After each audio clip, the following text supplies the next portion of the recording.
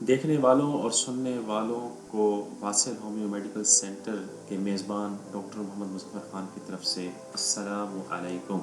आपका बहुत बहुत शुक्रिया।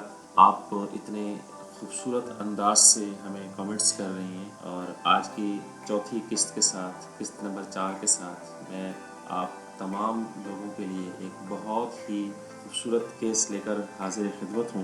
पिछले केस की तरह ये केस भी मेरे एक ऐसे मरीज़ का है जो उस वक्त क्वेटा में होते थे। तो क्वेटा से उनका ख़त आया, बहुत प्यार भरा ख़त। ये अपना केस कुछ इस तरीके से बताने की कोशिश कर रहे हैं। कहते हैं कि पेशाब करने के बाद कतरे आते हैं, यानी यूरिन जब ये करते हैं, छोटा पेशाब जब ये करते हैं, तो ये कहते हैं कि मुझे कतरे आते हैं। पेशाब की नाली में बाज़ दफ़ा दर्द, और ये दिन ब दिन सूखती जा रही है। साथियों, अब ये जो इन्होंने बात लिखी है कि सूखती जा रही है, ये मरीज़ का एक एहसास है, अदरवाइज़ पेशाब की नाली सूखने का कंसेप्ट नहीं है। और अगला इनका कंसेप्ट ये है, ये कहते हैं, ये एहसास करते हैं कि ये रबड़ की तरह नरम हो चुकी है। हालांकि ऐसा भी मुमकिन नहीं है। बहरहाल उन्होंने लिखा, मैं आप तक वो मरीज़ के एहसासात पहुंचाने की कोशिश कर रहा हूँ। पेशाब की नाली के नीचे की गोलियां हद से ज़्यादा बढ़ गई हैं, यानी ये दूसरे अल्फाज में ये कहना चाहते हैं कि मेरे जो टेस्टीज़ हैं उनमें स्वेलिंग है। और साथ ही ये लिखते हैं कि इनमें दर्द होता है, बग़ैर अंडरवेयर के चलना भी मुश्किल है। इन गोलियों के साथ ये एहसास के जैसे हदूद बढ़ी हुई है। हफ्ता में 4-5 दफ़ा एहतलाम, और एहतलाम के बाद ये एहसास कि पेशाब की नाली साफ नहीं है।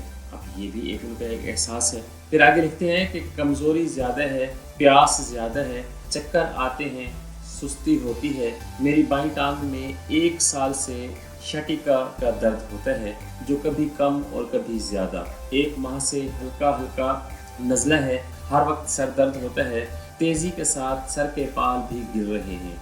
और आगे इन्होंने अपना इजहार ख्याल किया है। कहते हैं कि डॉक्टर साहब, माज़रत के साथ लिख रहा हूँ, माफ़ कर दीजिएगा। कहते हैं कि जो किसी गैर के गम को अपना कर ले डॉक्टर साहब, सबकी नज़रों में वही फ़ख्र जहाँ होता है।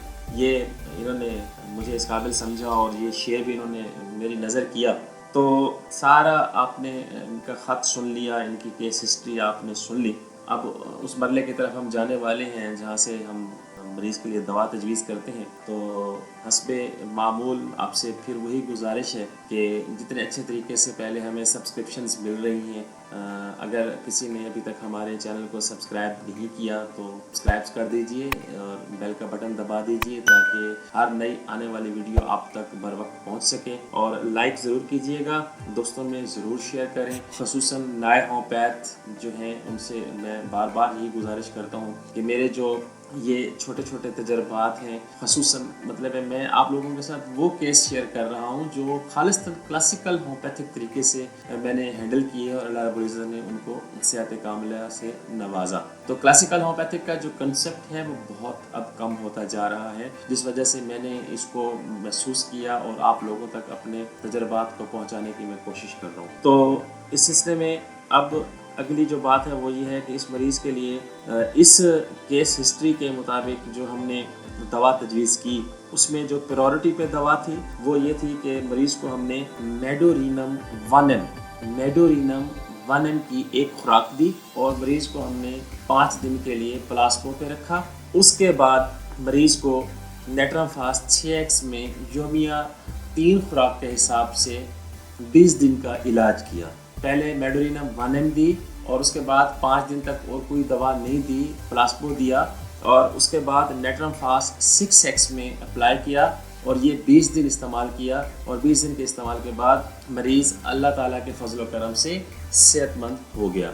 तो उम्मीद करता हूँ कि आपको ये आज का खूबसूरत केस पसंद आया होगा। और अगर मेरे होम्योपैथिक भाइयों के पास, होम्योपैथिक डॉक्टर भाइयों के पास अगर इस किस्म का कोई केस आता है, इस किस्म की कोई इलामात मिल जाती हैं, तो ऐसे में उनके लिए ये एक तैयार करदा रेपर्टरी है, और इस रेपर्टरी से अच्छे तरीके से वो अपने मरीज़ को हैंडल कर सकते हैं। और इंशाअल्लाह मेरे इन तजर्बात की रोशनी में अल्लाह ताला आपके मरीज़ों को भी इस सेहत की दौलत से मालामाल करेगा।